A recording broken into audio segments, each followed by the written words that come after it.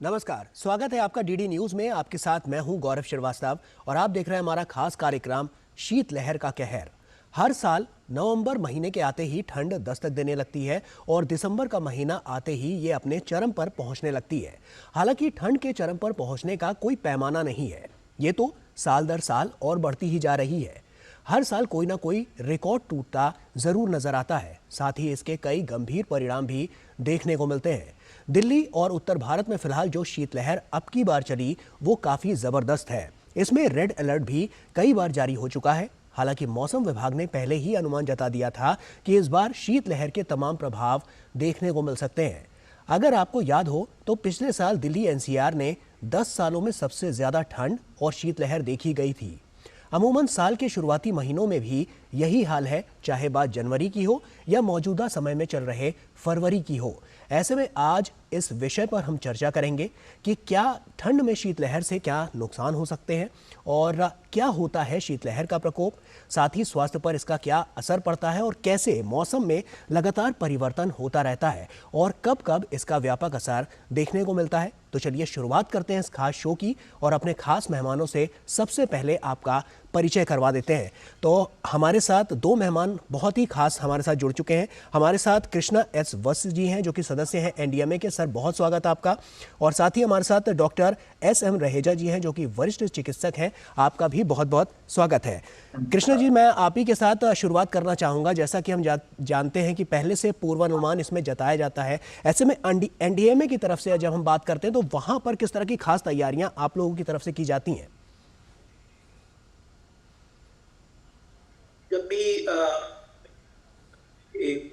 Winter शुरू होता है तो उस जी। विंटर के पहले हम सारे राज्यों के साथ हम मीटिंग करते हैं और शीतलहर की तैयारी के लिए एक आवश्यक कार्य योजना तैयार करने का हम उन्हें सलाह देते हैं। और खास करके जो उत्तर भारत के राज्य हैं उन्हें हम यह एक एक्शन प्लान कार्य योजना की बात उनको तैयार करने के लिए कहते हैं, जो कि जिला स्तर पर तैयार करना चाहिए जी। और उसको लागू करना चाहिए। जहाँ कहीं भी जो शीतलहर के लिए जो आवश्यक मानक है, जैसे जो कि औसत तापमान है वहाँ से जब 4.5 डिग्री कम हो जाए तो वहाँ शीतलहर का प्रभाव होता है। तो ऐसी ऐसी सारी स्थितियों में जो आवश्यक उपाय हैं वो करना आवश्यक है। स्वास्थ्य को लेकर भी सर हमने देखा है कि उस पर भी काफ़ी प्रभाव पड़ता है। तो हमारे साथ डॉक्टर एस.एम. रहेजा जी हैं जो कि वरिष्ठ चिकित्सक हैं, उन्हीं का रुख करते हैं। डॉक्टर साहब, आपसे समझना चाहेंगे कि जब हम देखते हैं शीतलहर का जो प्रकोप होता है वो तेज़ गति से जब बढ़ता है तो उसका क्या इम्पैक्ट देखने को मिलता है स्वास्थ्य में और स्वास्थ्य संबंधी जो समस्याएं आती हैं उनमें? शीतलहर की वजह से शरीर के अंदर जो चेंजेस आते हैं उसमें फिजियोलॉजिकल चेंजेस हैं, जैसे कि हमारे ब्लड प्रेशर का बढ़ना और कुछ एक रोग जैसे कि खांसी, जुकाम, बुखार, वायरल इन्फेक्शंस का होना अधिक कॉमन हो जाता है। इसके अलावा हार्ट से संबंधित बीमारियां अधिक होती हैं और सीओपीडी, अस्थमा, सांस और जो आपका लंग्स की बीमारियां हैं उनमें अधिक प्रभाव पड़ता है। इंटरस्टिशियल लंग डिसीज के पेशेंट्स को इससे ज़्यादा तकलीफ होती है और शीतलहर की वजह से हमारा इम्यून सिस्टम पे भी इफेक्ट पड़ता है, जिससे कि हमारा इम्यूनिटी कम होने की वजह से बीमारियां होने का खतरा अधिक होता है। और एक्सट्रीम कोल्ड कंडीशन में हमारे को हाइपोथर्मिया, पर्टिकुलरली छोटे बच्चे और जो वृद्ध व्यक्ति हैं जिनकी आयु 60 साल से अधिक है, जी। ऐसे व्यक्तियों को यदि ज़्यादा समय तक ठंड में रहेंगे तो हाइपोथर्मिया के चांसेस बढ़ जाते हैं।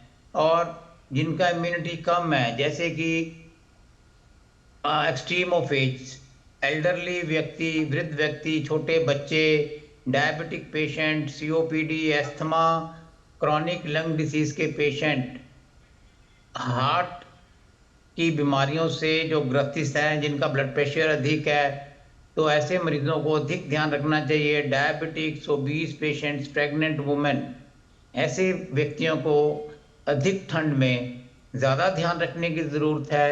ये इनको चाहिए कि घर में रहें, सुरक्षित रहें और सडन चेंज ऑफ टेम्परेचर को अवॉइड करें कि क्योंकि यदि हम सडन चेंज ऑफ टेम्परेचर यदि सर्दी से गर्मी में जाते हैं या गर्मी जी से ठंड में आते हैं तो जो हमारा बॉडी का थर्मो रेगुलेशन सिस्टम है उस पर अधिक प्रभाव पड़ता है, जिससे कि ब्लड प्रेशर का जो पेशेंट है जैसे तो एकदम वैसो कंस्ट्रिक्शन होगा, ब्लड प्रेशर एकदम शूट अप करेगा, जिससे कि हार्ट अटैक स्ट्रोक होने के चांसेस अधिक जी हो जाते हैं। इसी प्रकार जिनको सांस की बीमारी है यदि वो एकदम ठंड में जाएंगे तो उनके जो फेफड़े हैं उनके ऊपर असर पड़ेगा, सांस लेने में तकलीफ हो सकती है और अस्थमा और सीओपीडी का जो उनका जो अटैक होने के चांसेस ज़्यादा हैं और निमोनिया, खांसी, जुकाम, बुखार जी ये सब बीमारियां इस मौसम में अधिक होती हैं क्योंकि वायरस फ्रेंडली होता है ये मौसम। और दूसरा हम एक बंद एनवायरनमेंट में रहते हैं, बंद कमरों में रहते हैं, तो इसकी वजह से भी ये जितने भी वायरल इन्फेक्शंस हैं ये अधिक होने के चांसेस हो जाते हैं। बिल्कुल। डॉक्टर साहब, और भी सवाल हैं मन में जो लगातार हम आपसे पूछेंगे कि किस तरह से और ज़्यादा ये इम्पैक्टफुल नज़र आता है कि जब शीतलहर अपने चरम पर होती है तो क्या क्या इसके इम्पैक्ट और ज़्यादा देखने को मिलते हैं। लेकिन वक्त यहाँ पर एक छोटे से ब्रेक का है। दोनों खास मेहमान हमारे साथ जुड़े रहिए, जल्द लौटते हैं। साल, बरस और सदी नहीं, एक युग गुजर जाएगा। उम्र न पूछो वंडर की, जब फर्क नजर आएगा। वंडर सीमेंट, फर्क नजर आएगा। हो बिजनेस बढ़ाना, गुड़िया को पढ़ाना या मिसेस के साथ वेकेशन, लो मुथूट फाइनेंस को लोन, भरोसा इंडिया का। मुथूट फाइनेंस भारत का नंबर 1 सबसे भरोसेमंद financial services brand. Gold loan के लिए अभी कॉल करें 1-800-313-1212। तो ब्रेक के बाद एक बार फिर से आप सभी का स्वागत है और शीतलहर पर हम एक खास चर्चा कर रहे हैं। एक हमारे साथ बहुत ही खास मेहमान भी जुड़े हुए हैं और हम आपको बता दें कृष्णा जी हमारे साथ हैं। कृष्णा जी, सबसे पहले अब आपके पास ही रुक करता हूं मैं ब्रेक के बाद। मैं आपसे ये समझना चाहता हूं कि जैसा कि हम देख रहे हैं कि मौसम में लगातार परिवर्तन देखा गया है। बीते कुछ वर्षों की बात करें तो लगातार हम देख रहे हैं कि धूप भी हो रही है, बारिश भी हो रही है और ठंड का प्रकोप भी और ज़्यादा बढ़ता जा रहा है।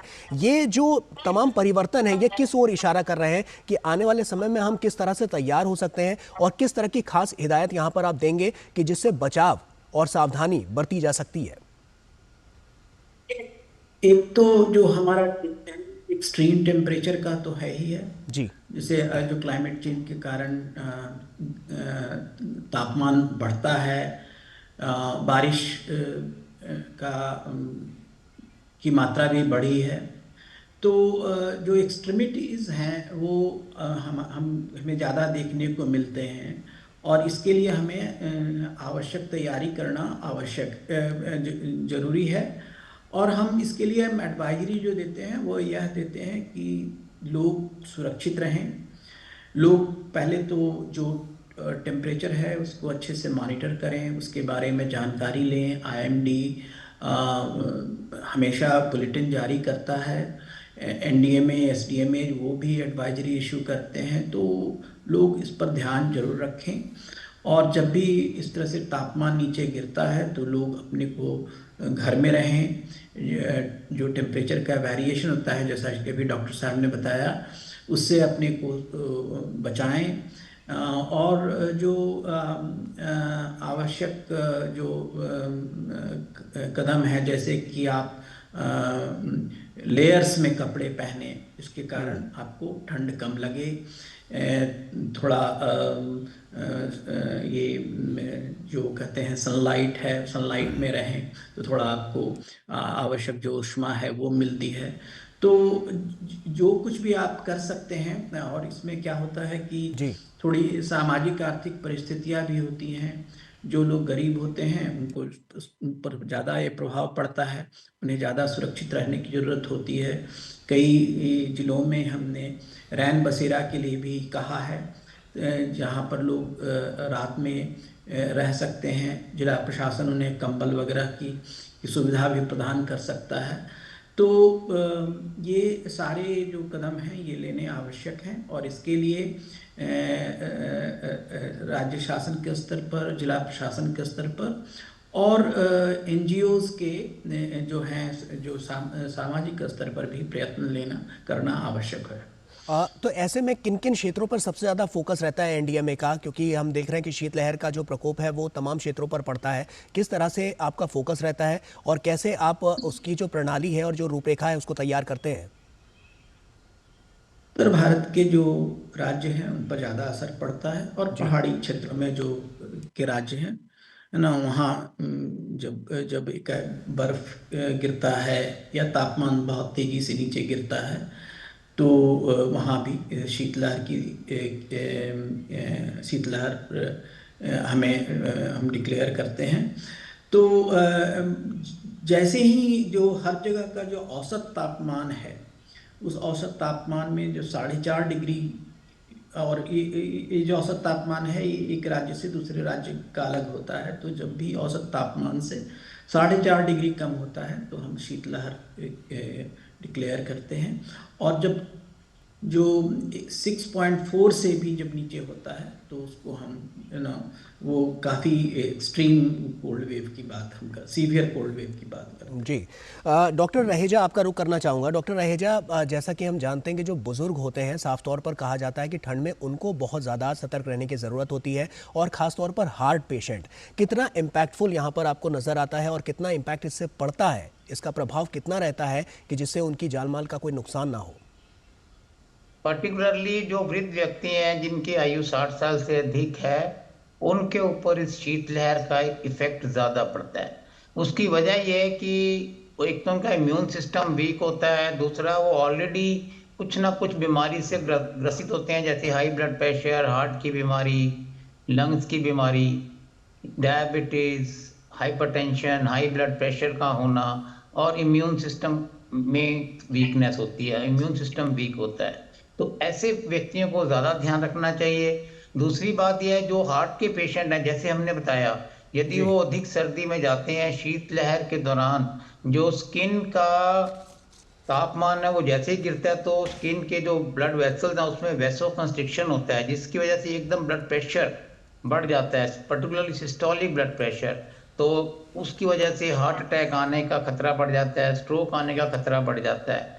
तो इनको, जैसा हमने शुरू में बताया कि लेयर्स ऑफ क्लोथिंग, जैसे बताया गया इस प्रोग्राम के दौरान कि सर्दियों के मौसम में हमें लेयर्स ऑफ क्लोथिंग डालना है और सडन चेंज ऑफ टेम्परेचर को से बचना है। लेयर्स ऑफ क्लोथिंग का मतलब है कि आप सबसे नीचे प्रेफरेबली सूती कपड़ा पहने, उसके ऊपर कोई भी वुलन या थिक कॉटन का 3 लेयर या 4 लेयर या 5 लेयर में कपड़े पहनिए। इससे ये बेनिफिट होता है कि जो कपड़ों के बीच में जो गैप होता है उसके अंदर जो एयर होती है वो एक इंसुलेशन का काम करती है, और इसीलिए हमें ठंड से ज़्यादा बचाव होता है। ऐसे में हमें ढीले कपड़े पहनने चाहिए और 3 या उससे अधिक लेयर्स में पहनने चाहिए। पर्टिकुलरली बुजुर्ग व्यक्तियों को चाहिए कि अपने सिर को ढक के रखें जब भी घर से बाहर जाएं, पैरों में मोजे डालें, क्योंकि इससे भी काफ़ी हीट लॉस होता है। और हाइपोथर्मिया एक बहुत ही कॉमन प्रॉब्लम है, हमें उससे बचना चाहिए।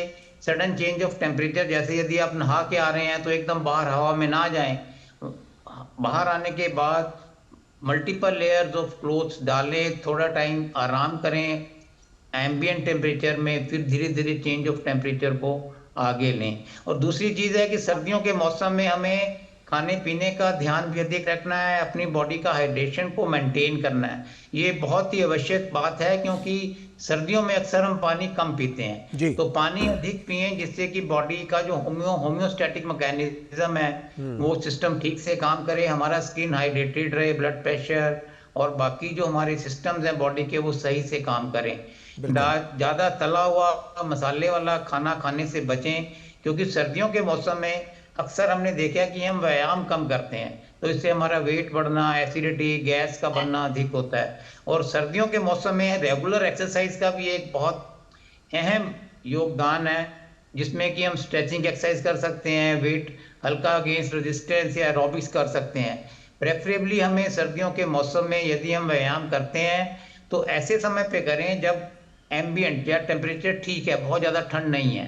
तो यदि ठंड ज़्यादा है तो आप घर में रह के व्यायाम कर सकते हैं। यदि आपने आउटडोर व्यायाम करना है तो middle part of the day में जाएं, जबकि धूप निकली हुई है, बाहर जी। जो हवा है वो साफ है, एयर पोल्यूशन लेवल्स भी कम है, सर्दी भी कम है। तो इन सब चीजों को यदि हम ध्यान में लेते हुए अपने खाने पीने का, हाइड्रेशन का, और जिसमें कि हमें खाने पीने में फल सब्जियां, सीजनल फ्रूट्स एंड वेजिटेबल लेना चाहिए, जिससे कि हमें एंटीऑक्सीडेंट्स मिलते हैं, फ्लेविनॉइड्स मिलते हैं, जो कि जी। फ्री रेडिकल्स को बॉडी से बाहर निकालते हैं, हमारे इम्यून सिस्टम को भी दुरुस्त करते हैं।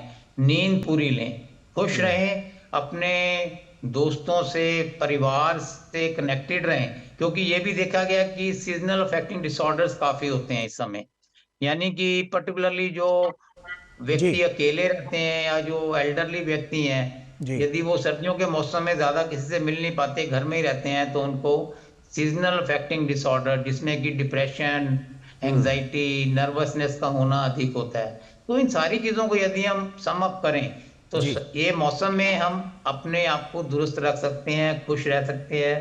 पर्टिकुलरली यदि हम कुछ एक सावधानियां लें तो हम स्वस्थ रहेंगे और अपनी स्वास्थ्य का ख्याल रख पाएंगे। बिल्कुल, और ये समय के साथ नज़र भी आता है, क्योंकि जैसा कि हमने देखा है कि आपका जो खान-पान होता है वो आपके स्वास्थ्य के लिए सबसे ज़्यादा फ़ायदेमंद साबित होता है। तो ऐसे में ये चर्चा लगातार जारी है, लेकिन एक छोटे से ब्रेक का यहाँ पर वक्त हो गया है। ब्रेक के उस पार चर्चा लगातार आगे बढ़ाएंगे और तमाम और सवाल हैं जो अपने खास मेहमानों से पूछेंगे। जल्द लौटते हैं, कहीं मत जाइए, जल्द लौटते हैं।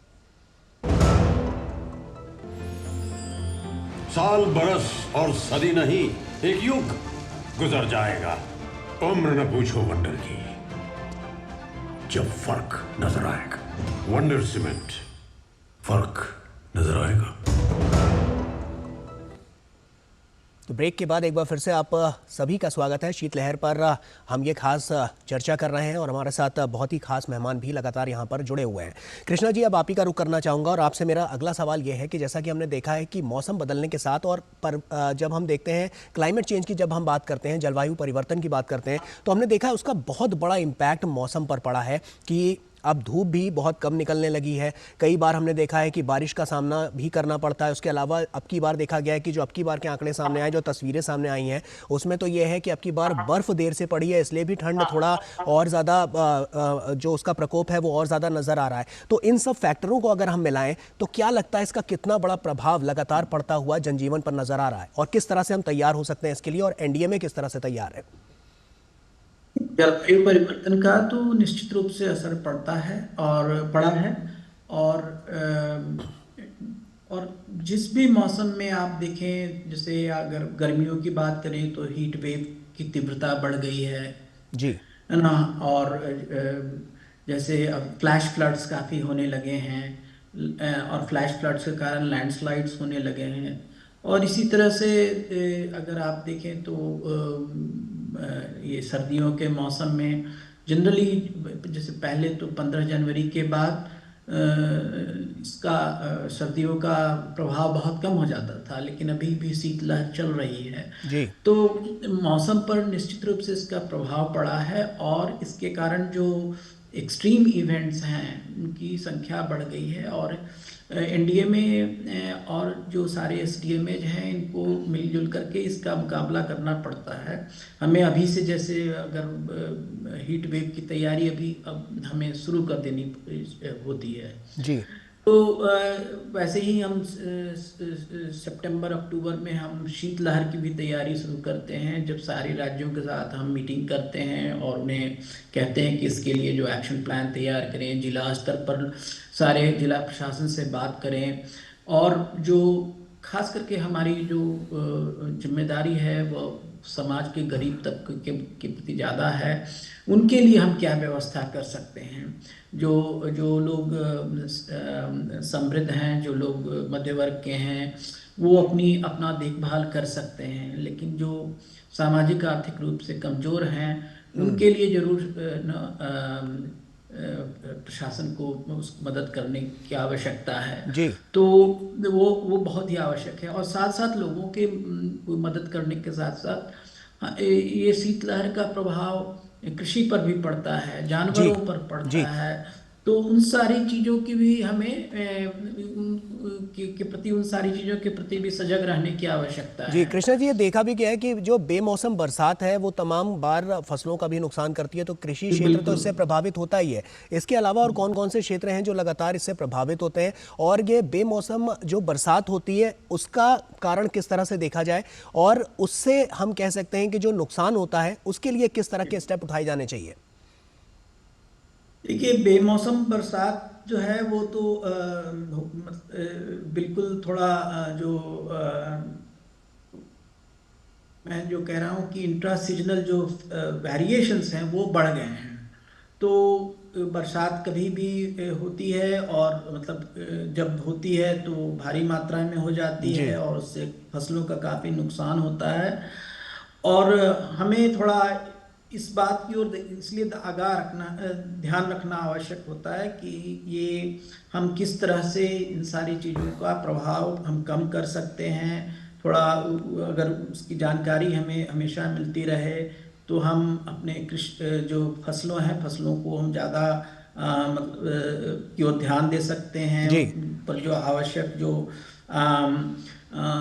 दवाएं हैं वगैरह, उन सब का भी छिड़काव एक ऐसे समय पर कर सकते हैं जबकि उनकी फ्लावरिंग हो रही हो।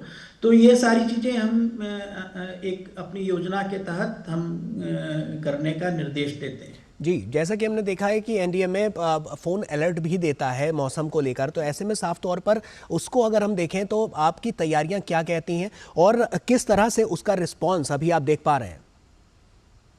देखिए, हम तो ये येलो अलर्ट, रेड अलर्ट वगैरह इशू करते हैं जी। वो IMD जैसे सूचना देती है उस हिसाब से हम राज्यों के साथ संपर्क में रहते हैं जी। और राज्यों को इस बात के लिए आगाह करते रहते हैं, और ये राज्य शासन अपने फिर जिला प्रशासन के साथ मिलकर के इसके लिए आवश्यक उपाय योजना करते रहती है। चलिए, और तो लगातार जैसा कि हम देख रहे हैं कि तमाम कदम जो हैं वो उठाए जाते हैं हमेशा से सरकार के द्वारा, और जो तमाम एजेंसियां हैं उनके द्वारा, तो लगातार इस पर देखने को भी मिलता है कि शीतलहर की जो शीतलहर का जो लगातार हम कहर देखने को मिल रहा है वो मौसम के परिवर्तन से साफ तौर पर नजर आता है। ये चर्चा लगातार जारी है। एक छोटे से ब्रेक का यहाँ पर वक्त हो गया है, जल्द लौटते हैं। साल, बरस और सदी नहीं, एक युग गुजर जाएगा। उम्र न पूछो वंडर की, जब फर्क नजर आएगा। वंडर सीमेंट, फर्क नजर आएगा। तो ब्रेक के बाद एक बार फिर से आप सभी का स्वागत है, और हमारे साथ बहुत ही खास मेहमान हमारे साथ जुड़े हुए हैं।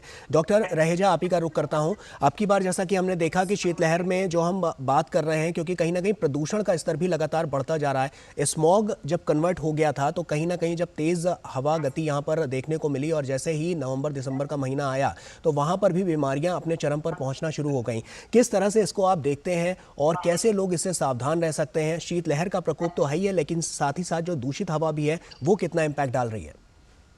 ये बहुत ही अच्छा प्रश्न है। जैसे कुछ एक मेट्रो सिटीज में यदि आप देखें, नॉर्थ इंडिया में इस समय ठंड के साथ कोहरा है, फॉग है, और साथ में जो स्मोक है जिसको हम एयर पोल्यूशन की वजह से है, जब ये दोनों चीजें मिल जाती हैं तो स्मॉग बन जाता है। और ये स्मॉग है जो एयर से ज्यादा हैवी होता है, तो इसीलिए ये धरती के ऊपर ही अधिक रहता है, यानी कि जहाँ पे हम रहते हैं उससे कोई 50-100 मीटर तक रहता है ये चीज।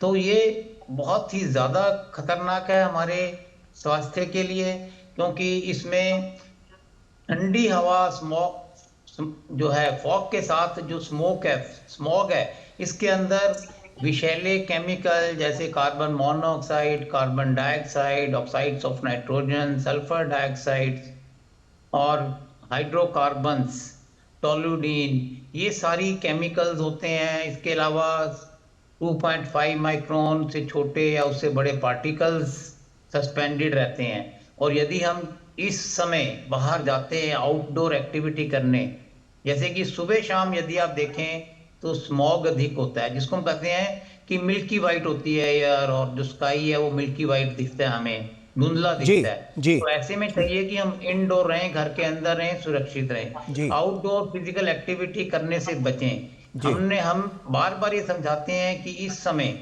यदि स्मॉग है, एयर पोल्यूशन और ठंड ज्यादा जी। है, तो आपको सुबह शाम बाहर सैर करने से, ये एक्सरसाइज करने से बचना चाहिए। जी। क्योंकि जब ये हमारे लंग्स में जाते हैं, जो 2.5 माइक्रोन से छोटे पार्टिकल्स हैं, ये हमारे लंग्स को तो डैमेज करते ही हैं, एल्वियोलाई को, उनके जी। जो लंग्स की इनर लाइनिंग है उसमें सूजन पैदा करते हैं, इन्फ्लेमेशन करते हैं, सांस की बीमारी को बढ़ाते हैं, और बलगम का जी। अधिक आना। और इसके अलावा ये जो पार्टिकल्स हैं हमारे लंग्स की जो एल्वियोलाई हैं जी। उसके अंदर से क्रॉस करके हमारे ब्लड में चले जाते हैं। जी। और जब ये ब्लड में चले जाते हैं तो इसकी वजह से अब ये स्टडीज आ रही हैं कि जी। ये हमारे हार्ट में जब जाते हैं तो हार्ट अटैक होने का खतरा बिल्कुल अधिक हो साफ जाता है, तौर पर, stroke क्योंकि होने का इसके खतरा बढ़ तमाम जाता हमने है। देखा है कि जो तमाम पूरा और नर्वस सिस्टम है कहीं ना कहीं वो इससे बिगड़ता बिल्कुल हुआ ये नजर आता है। बहुत ही ज्यादा ये खतरनाक है, और जी। हमें चाहिए कि यदि सर्दियों के मौसम में जी। हमें व्यायाम करना है, कुछ एक व्यक्ति करते हैं तो उनको जी। चाहिए कि middle part of the day में जाएं, जी। जैसे 11 से 4 बजे के बीच में, 12-1 बजे जब जी। सूरज निकला हुआ है, धूप निकली हुई है, जी। हवा साफ है, जी। तभी जी। आउटडोर फिजिकल एक्टिविटी करें। नहीं बिल्कुल। तो अपने घर के अंदर सुबह शाम रह के थोड़ा बहुत योगा, एरोबिक्स, जी। एक्सरसाइज कर सकते हैं। खाने पीने का ध्यान रखें, पानी अधिक पिएं, नींद पूरी लें, जी। खुश रहें, और बिल्कुल। फ्रूट्स एंड वेजिटेबल लेते रहें, और अपने निश्चित दोस्तों से, अपने निश्चित तौर पर रिश्तेदारों से डॉक्टर रहेजा, साफ तौर पर, क्योंकि जब अपना खान पान दुरुस्त होगा तो कहीं ना कहीं जो एनर्जी है वो और ज़्यादा बढ़ती हुई नजर आएगी पूरे शरीर में। और कृष्णा जी, अब आपका रुख कर रहा हूँ और चाहूँगा कि आप संक्षेप में, क्योंकि समय हमारे पास बहुत सीमित है, तो संक्षेप में आप अपना जवाब दें। मैं आपसे बस ये समझना चाहता हूँ कि जिस तरह से हमने देखा तमाम ऐप्स के जरिए और टेक्नोलॉजी के जरिए अब लोगों तक पहुँचाया जा रहा है, और जो तमाम एडवाइजरी जारी की जा रही है वो लोगों तक पहुँच रही है, ऐसे में आगे किस तरह से आप इसको मॉनिटर करने वाले हैं और क्या आगे के स्टेप्स हैं जिससे और ज़्यादा ये गेम चेंजर साबित होने वाला है एनडीएमए की तमाम से जो तमाम प्रणालियां नजर आती हैं?